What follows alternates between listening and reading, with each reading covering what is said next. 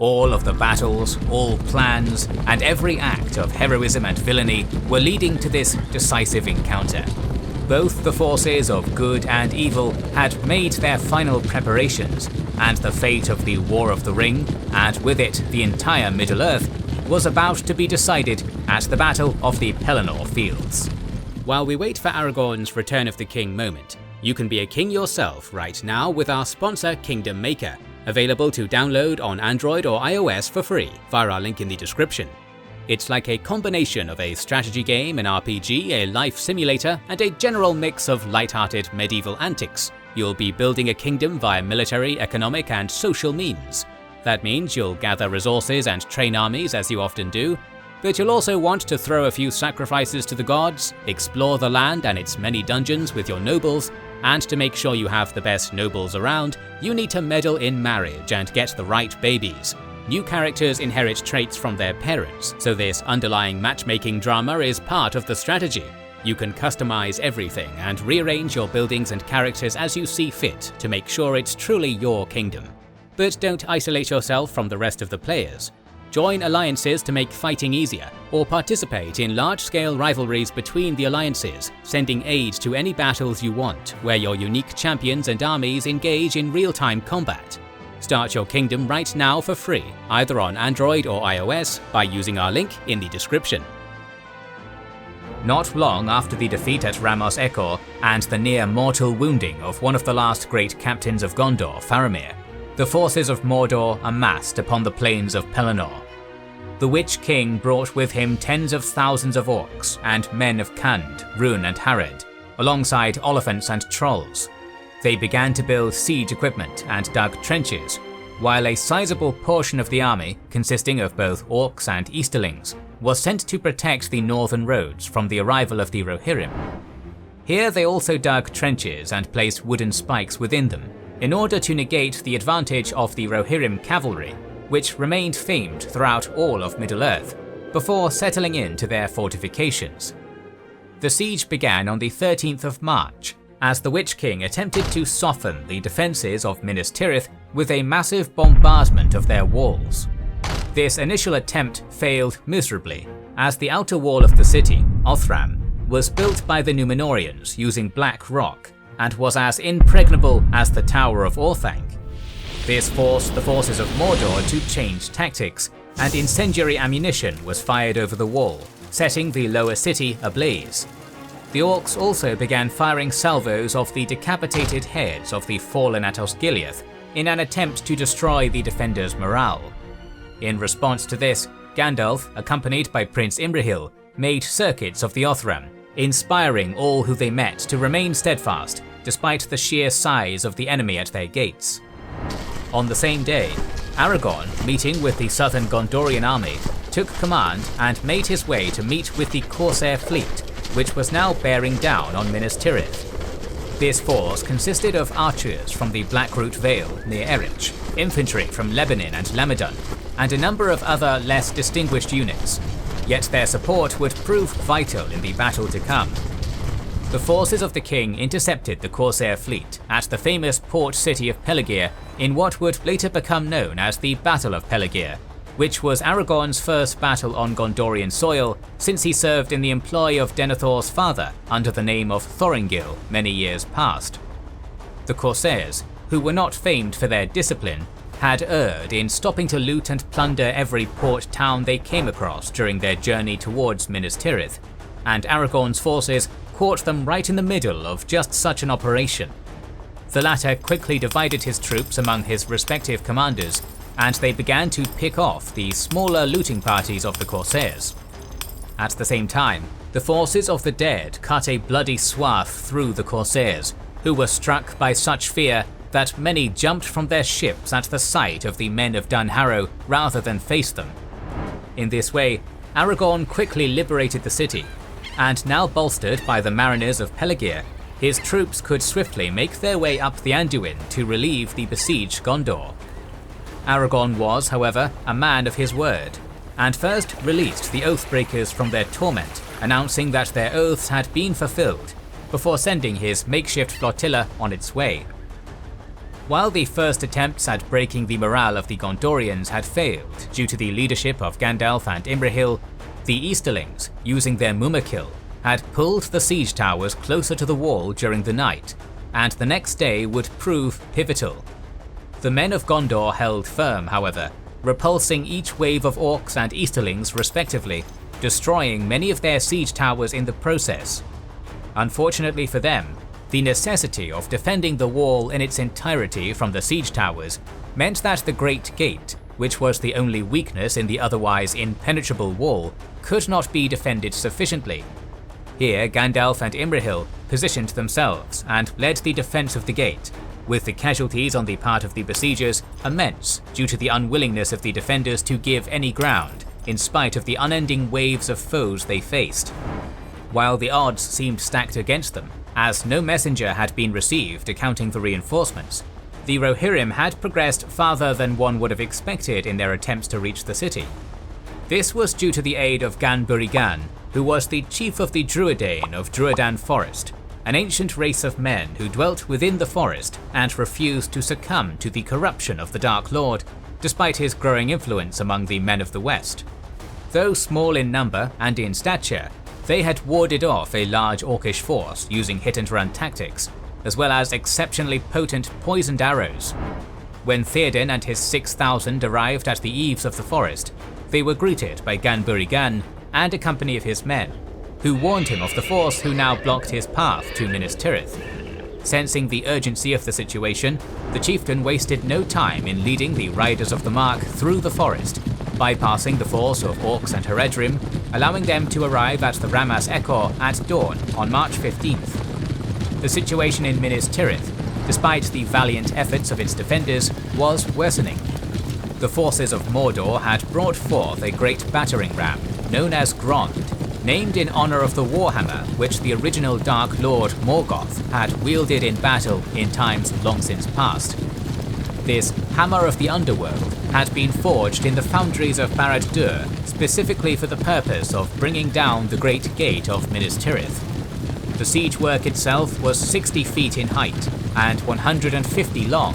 Created of harsh metals, it maintained a permanent flame in its wolf-like maw, evidencing the vile sorcery used in its creation, and would require a great many trolls to even operate it. Despite the stout nature of the Great Gate, it was no match for the greatest piece of siege equipment used within the Third Age of Middle-earth. According to our primary source on the battle, thrice the great ram boomed, and suddenly upon the last stroke, the gate of Gondor broke. As if stricken by some blasting spell, it burst asunder. There was a blast of searing lightning, and the doors tumbled in riven fragments to the ground. The gate had been destroyed utterly, and the forces of the Dark Lord seemed poised to storm the city by force. The Witch King, upon his fell beast, entered the city first, believing the battle to be all but won. Standing before him in the Courtyard of Kings was Gandalf the White, mounted upon Shadowfax, who confronted the greatest servant of the Dark Lord and his endless tides, which were ready to destroy the greatest city of man. The Witch King was at first uncertain, having seen firsthand the power the White Wizard could bring to bear, so the standoff continued for what seemed like an unceasing moment in time. Just as the two looked set to finally test the prophecy uttered so long ago in Arnor, a horn was heard far off in the fields of Pelennor, a horn both the Witch King and the White Wizard recognized. The sons of Eorl had come forth with the future of Middle-earth now resting upon their intervention. The Witch King quickly fled the courtyard, sensing the gravity of the situation his forces now faced.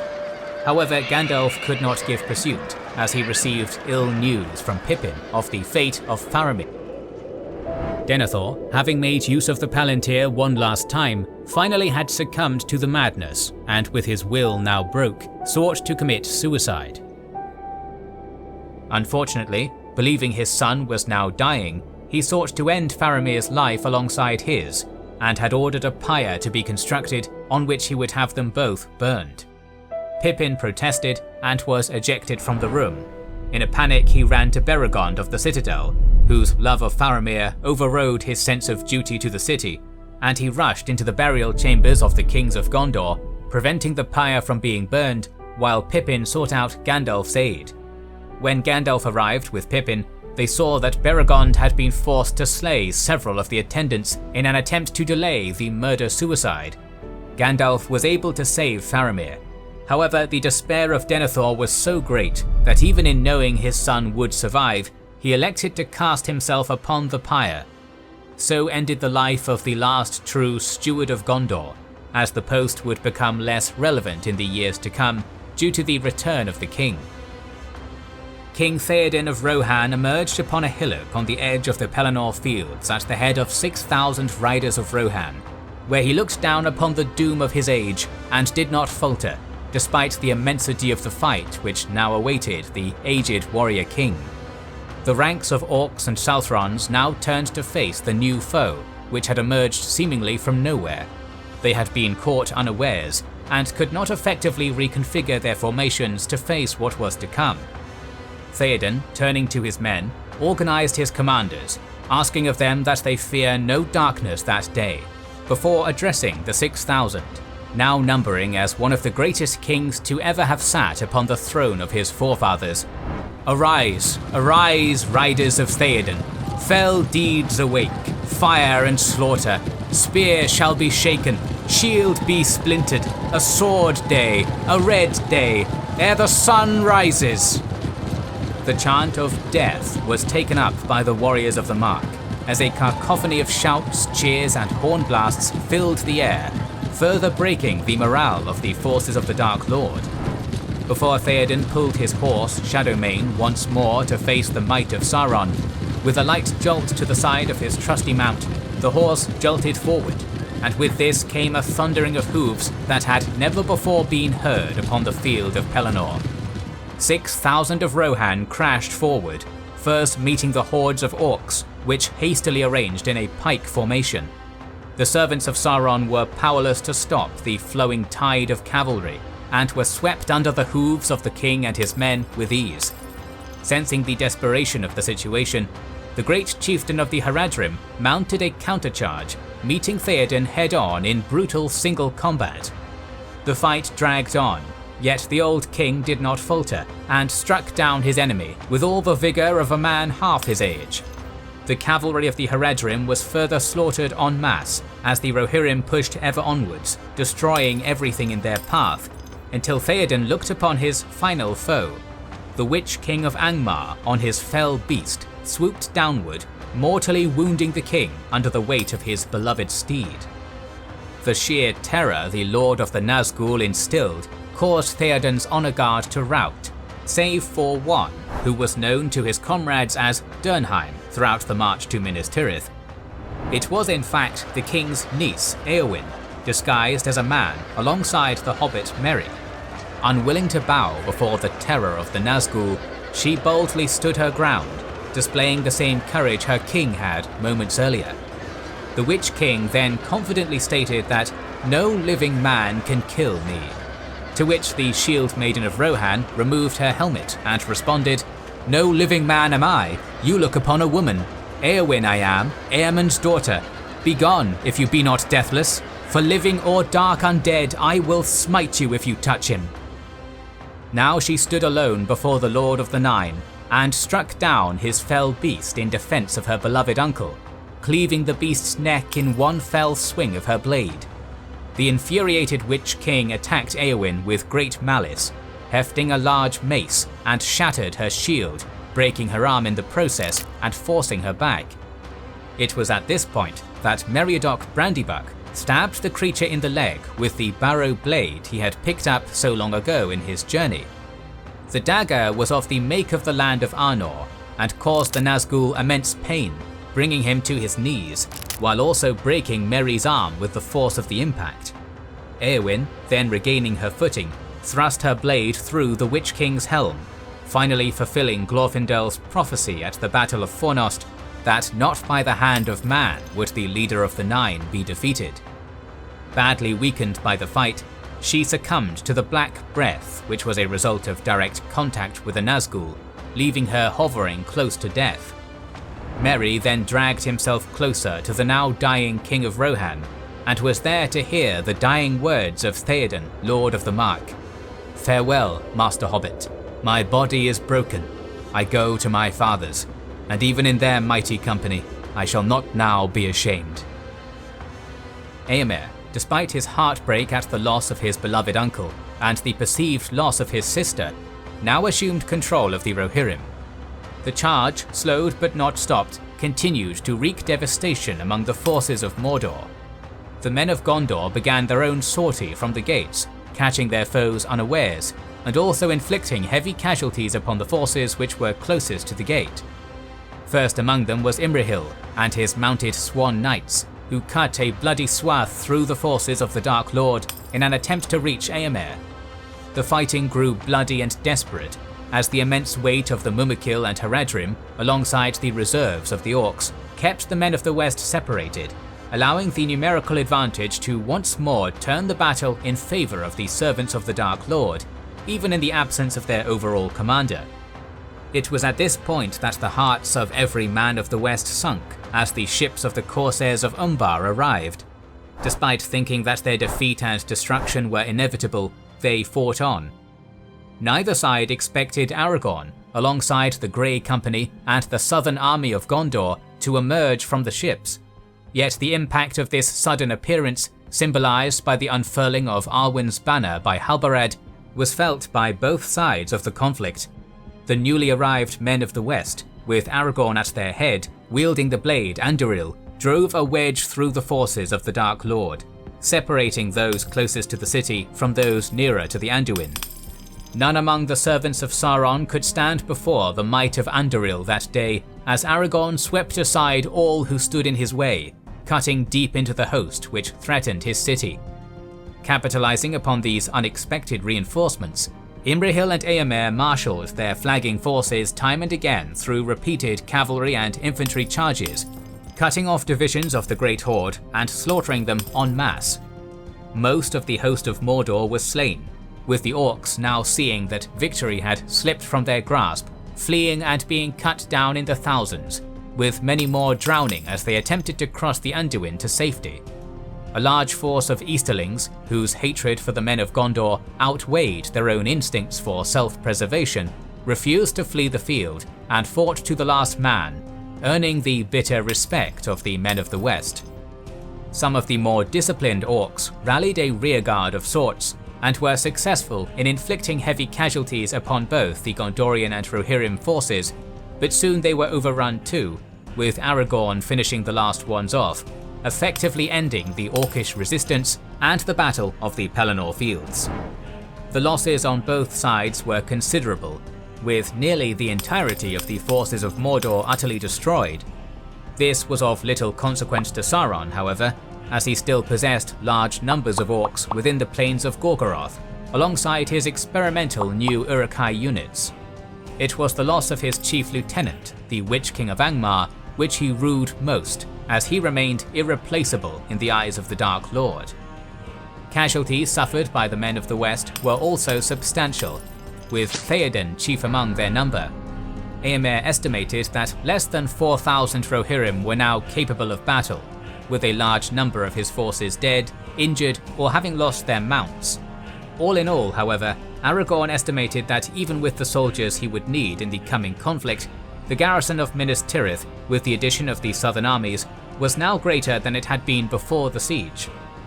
Despite his triumphant return to the lands of his forefathers as Isildur's heir, Aragorn, taking counsel from those around him, opted not to immediately take the crown.